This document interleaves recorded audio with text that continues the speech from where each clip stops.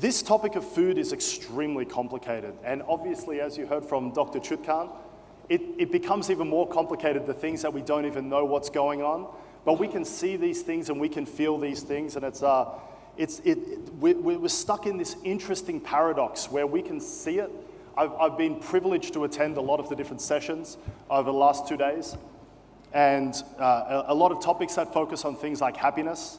And happiness is an interesting thing because as we know from depression, for example, someone can tell you they're happy, they can smile, they can laugh, but inside there's other things going on. Whereas with food and diet and well-being, it's very, very, very visible. So I started my career trying to answer questions of why. I then moved from being a chef. I hate to admit the fact that I'm not a chef anymore, but maybe I'm not a practicing chef, I'm maybe a recovering chef. But then I've morphed into this world of consumer packaged goods out of irritation. But then, I'll be honest with you, I woke up this morning almost feeling outrage. Outrage at all of the statistics that there are around how bad things are getting, and yet we see it, we feel it, and yet the solution still feels so complicated. So I took some notes, and I'm doing the ultimate sin as far as talking goes, where you're supposed to focus on a few topics and land them. I'm gonna try to cover as much as possible in the 23 minutes I've got left. And maybe we'll introduce the notion of a safe word. So if I'm getting too complicated, maybe someone can scream out at me another food word like bok choy, and I'm going to calm down. All right, because I'm going to look at this as my soapbox and my opportunity to try to convey some of these crazy situations that are happening in food. Again, right in front of our eyes, we see the statistics, and yet we still can't figure out the simple solution. So we're talking about this overall thing of well-being, and as governments know and national security knows, this has become a national security issue in which most countries have got these different commissions to figure out what are they going to do, because unfortunately the people in the countries are getting overweight and obese, and now the national security even of these countries is suffering because of the fact they can't recruit enough people to the military because they're not passing those same fitness expectations to enter into the military, which is just crazy.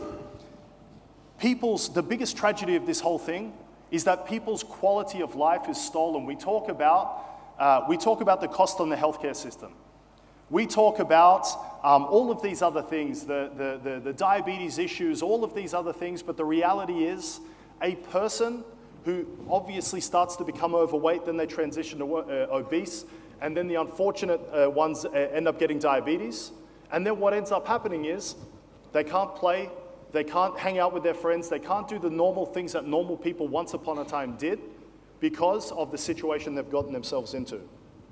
So I want to contrast one of my favorite talks so far of this summit has been Dr. Michio Kaku. I've probably made a mess of that name, but talking about the future, right? All of these different, the futurisms, and even when we look at something like the Global Happiness Report, this is an amazing report, and there's so much amazing data and correlations and things like that in there. But a big factor of the future and a big factor of happiness has to be the wellness and obviously the well-being of the people. And I think this is one of the areas, again, that has become so convoluted. So we seem to be in this situation where we've become incredibly comfortable living our life in sound bites, right? Once upon a time it was 140 characters with Twitter. These days it's 280 characters. And somehow if we read that amount of characters, we have the misconception that we know everything there is to know about that particular topic, right? You've got people, and I call these things the urban extremist religions of keto, paleo, raw, gluten-free, all of these things. Now, some people have certain conditions that mean that they have to eat those certain things. But what ends up happening is human nature. You want to recruit people to your particular cause. And what's happening, I've spoken about this a number of times, is what's happening in playgrounds. I've got two kids. I've got a 4-year-old and a 2-year-old. And what ends up happening is when I take them to the parks, You see the mothers and fathers looking at the other mothers and fathers like if they pull out a bag of Cheetos or something, I don't advocate that, but if they pull out a bag of Cheetos, everybody looks, and it's like, you know, they pulled out something 10 times worse. And the unfortunate thing is we drive that consumption underground, and we end up creating these eating disorders where I used to own a candy company, right? It wasn't just a regular candy company. It was all that. I'm trying to justify this, but it was 47% less sugar. It was showing people that you could have your cake and eat it too, because why not? But what we did a study on where most of this was consumed. And we found out with candy, except for, and it was different according to a price tag, which was profound, the more money you spend on something, you pull out the expensive ones, you give it to your friends, right? But the cheap ones, the cheap candy bars, the M&Ms and all of those sorts of things, you consume those things by yourself 90% of the time. It's in a car, it's in your bedroom, it's in the corner of something, right? You're consuming these things because you're ashamed, and yet you're still eating them. So we've driven this consumption underground, and it's very funny. In particular, the reason why I put this particular tweet is one of the funniest things and the most relevant things I've ever heard is in my next life, when I come back, I want to be the person I am on social media. Because that person is fun, that person is always smiling, and that person's always doing amazing stuff. So in my next life, we should change that. In my next life, I want to come back as the person who eats that particular diet that I tell everybody I eat. I never eat this and I never eat that. Well, you do, but you just don't want to tell people. So let me ask you a question. Who's confused about what is healthy and what isn't healthy? The rest probably are kind of on the fence. So that didn't go like I thought it would go. So I am. And I am because there are too many people on both sides who would advocate for their particular point of view. So in one hand, you can read a study that tells you that kale will cure everything, the green leaf, right, kale. It'll cure everything. It's going to be kale chips, it's going to be kale salads, it's going to be kale for breakfast, kale for dinner, because it's going to cure me. And then on the other hand, you read another study that says, hey, by the way, kale's not as good as spinach. Get back to eating spinach, and by the way, that kale's going to end up killing you. So you've got these two polar opposite points of view, and unfortunately now, in the era of fake news, I didn't want to go there, but in the era of fake news that we live, unfortunately now you also have to check the funding sources of people who are supposed to be subject matter experts, who are supposed to be telling you things as the human race, supposed to be telling you things that are going to be better for your life, better for your family. And what ends up happening is you've got to check it, because 9 times out of 10, it's going to come back that it was sponsored by the potato lobby or something like that. There was a situation where a good friend of mine was in the White House doing policy around health and wellness and nutrition with Michelle Obama. And I remember the day that he called me up, and he said, I think we've done it. I think we've gotten pizza reclassified as a pizza. And I said, what do you mean? I don't know the significance of that, because I thought pizza was always a pizza. And he said, no, pizza in fact is a vegetable because it's got tomato sauce. And therefore, it can fit within the food standards that there are in school, and therefore you can feed the pizza to children for breakfast because it's a vegetable for breakfast, and the parents are going to be happy, the kids are going to be happy, they're going to crush it, and there's just a very small amount of tomato sauce. So we go down this rabbit hole. It's one diet to the next. It's super extreme, and if all of that doesn't work, what do? We're just going to jump on some gastric bypass. So let me give you some statistics. 1.9 billion people overweight in the world. 1.9 billion people overweight in the world. There was a situation, I'm sure the gentleman's here, and there was a situation with milk.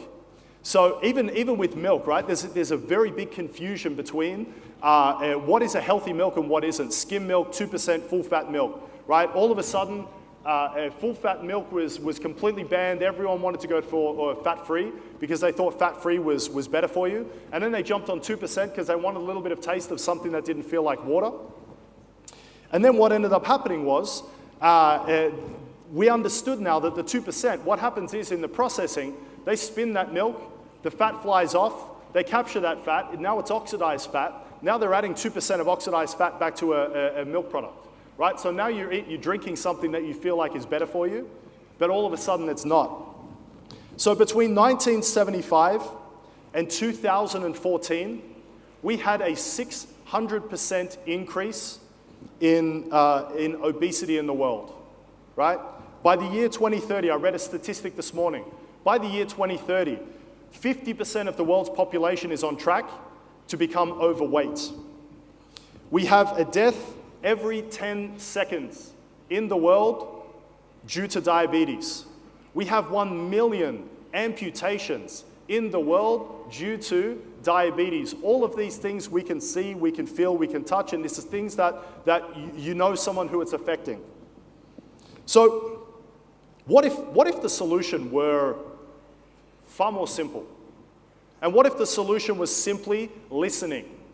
And listening to your body. You eat something, you feel something, right? And I'm going to show you something that's bordering on absurd. But before I get to that, the National Institute for Medical Science in Mexico has claimed the #1 cause of death is diabetes in their country. The #1 cause of disability is diabetes. And the #1 cost on the healthcare system is diabetes. And we're going to go into this one. Folks over at Prilosec OTC have asked yours truly to teach you about treating frequent heartburn, because I know a thing or two about eating. If you're one of those folks that gets heartburn and then treats day after day, well, that's like checking on your burgers after they're burned. Treat your frequent heartburn by blocking the acid with Prilosec OTC. And don't get heartburn in the first place. 1 pill a day, 24 hours, 0 heartburn. Block the acid with Prilosec OTC and don't get heartburn in the first place. Available at Walmart.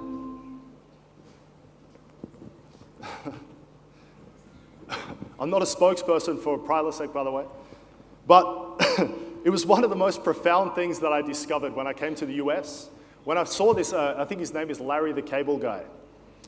It turns out that not only have we stopped listening to our body, we eat something, we feel something. If we feel good, we eat more. If we feel bad, we should stop it, right?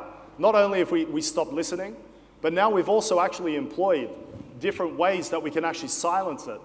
If you take a pill, Larry the Cable Guy tells you want to crush wings and hot dogs and pizza and whatever else you want to do without consequences, crush it, take this pill, you feel nothing, but just because you feel nothing doesn't mean that nothing's going on. So for me, you know, I play this same video, and there's a number of them, there's others that are more funny, but this tells me the state of affairs of our relationship, our broken relationship with food, which tells us that we're just trying to silence it. We know it's bad, but the addiction is so bad, right? We've misunderstood now the difference between feeding an addiction and eating something and feeling good because you're satiated and nourished.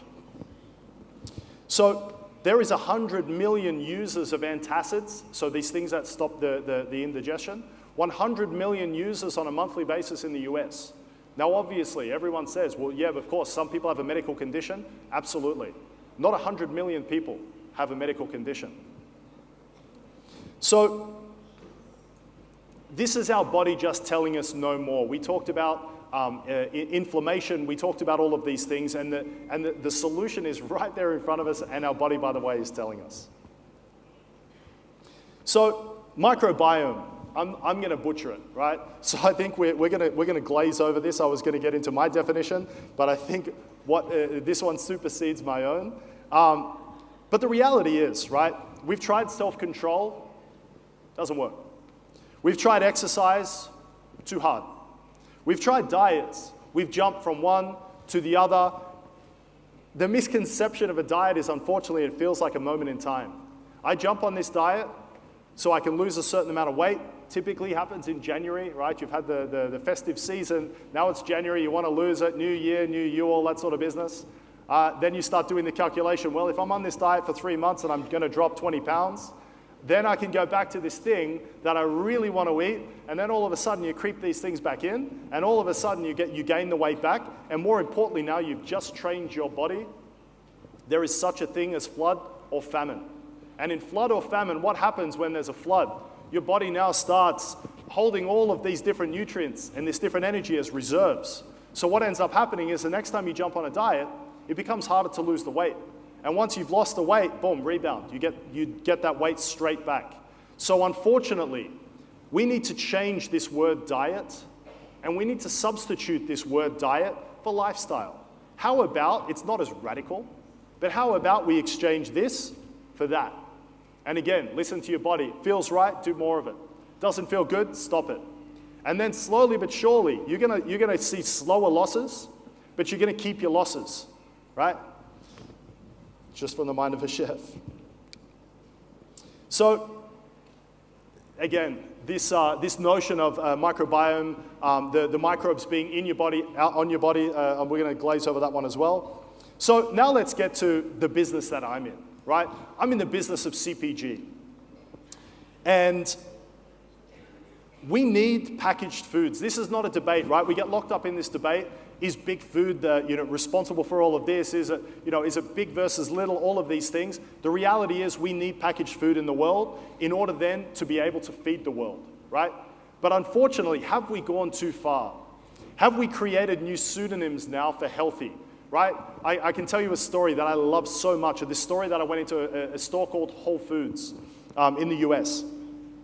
And there was a lady in there, and she picked up, and she was really, really getting tormented over which potato chips she was going to buy. And she finally landed on this one, and she picked it up off the shelf, and like a weirdo, I said to her, why did you get that one? And she said to me, well, of course, healthy potato chips. And I said, how did you land on healthy?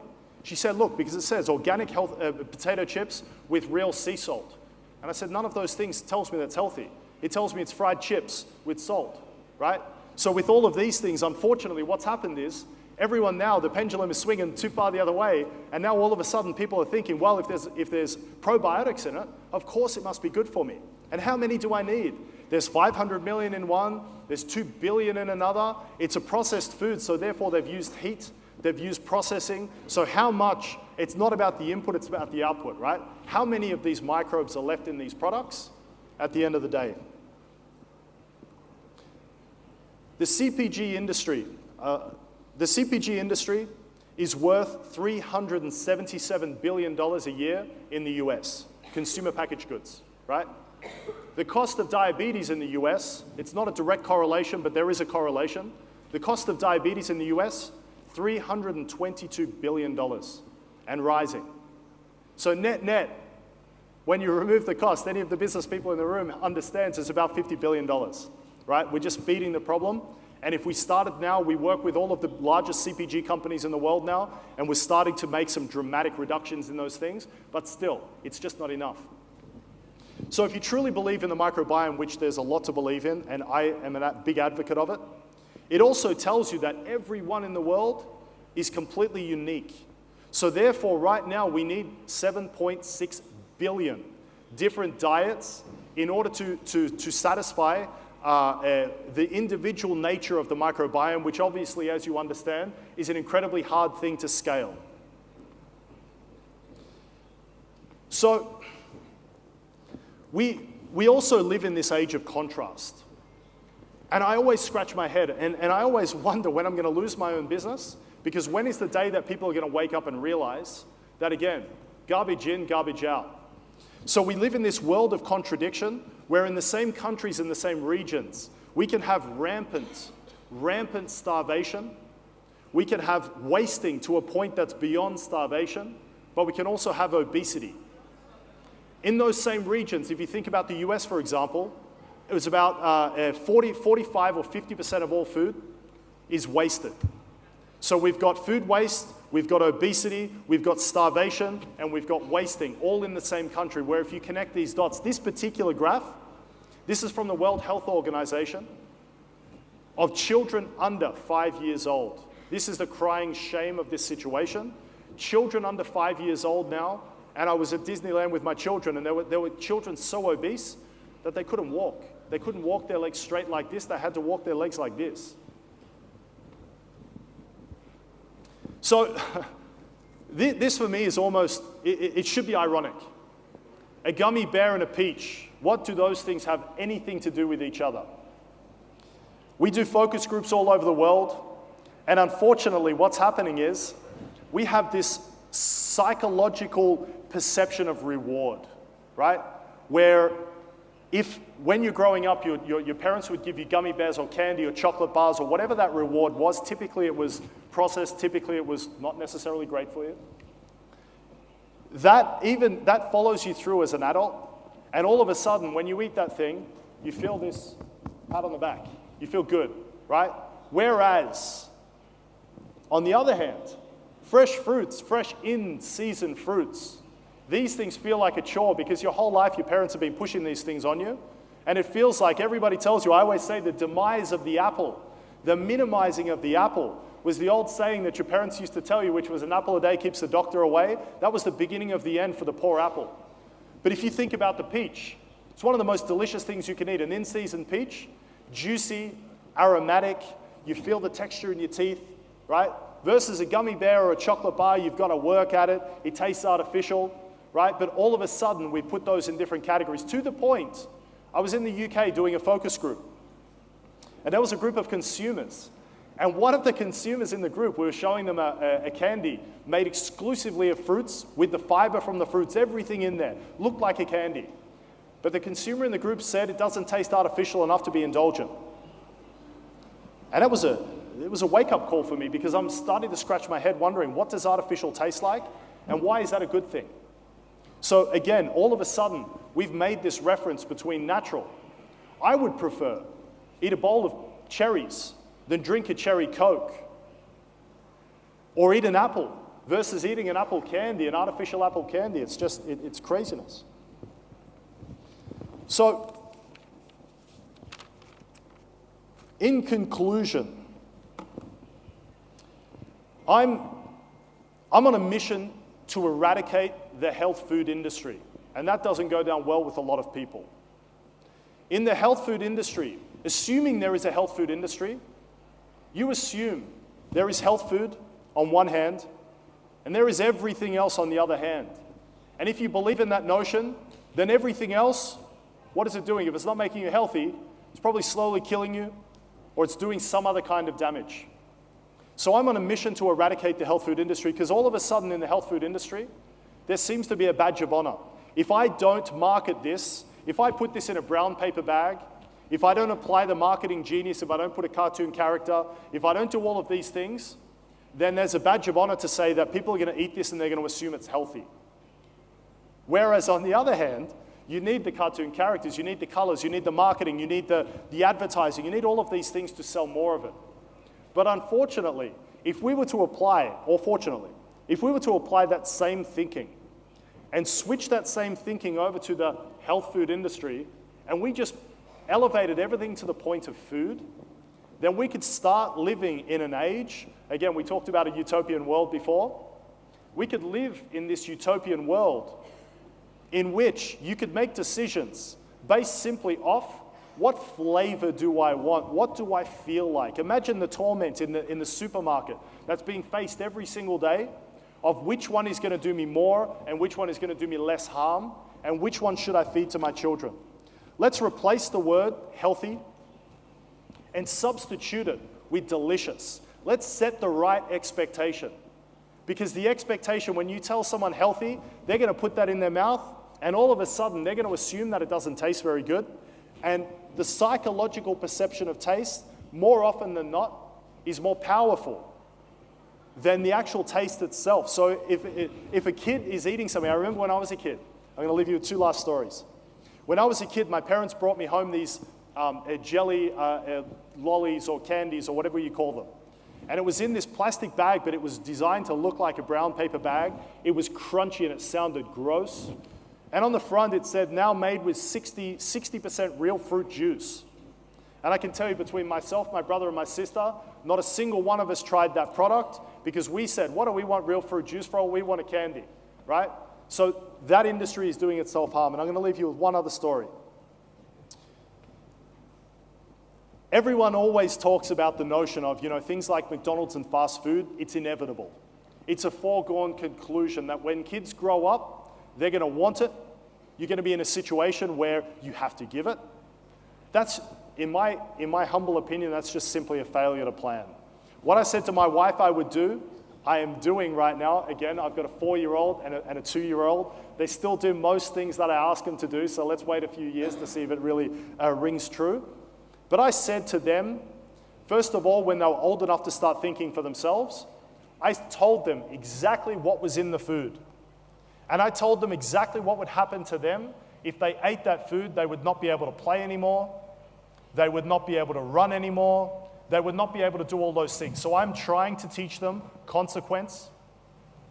But I also taught them, I'm trying to undo some of society's norms, which is these things are not a reward. So I've taught my kids, these things are a punishment. If you are being bad, I'm going to bring you to McDonald's and I'm going to make you eat that food, where teeth, frankly, are an option because you could push it against the roof of your mouth and crush it, right? Now every time we drive past those beautiful golden arches that all the kids go crazy for, my kids say, no, Papa, please. Don't take us there. We've been good boys. So you can undo these sorts of things. And the last thing I'm going to tell you, which is stuck in my head ever since the day that I heard it, which is the notion of you cannot outrun a bad diet. Thank you.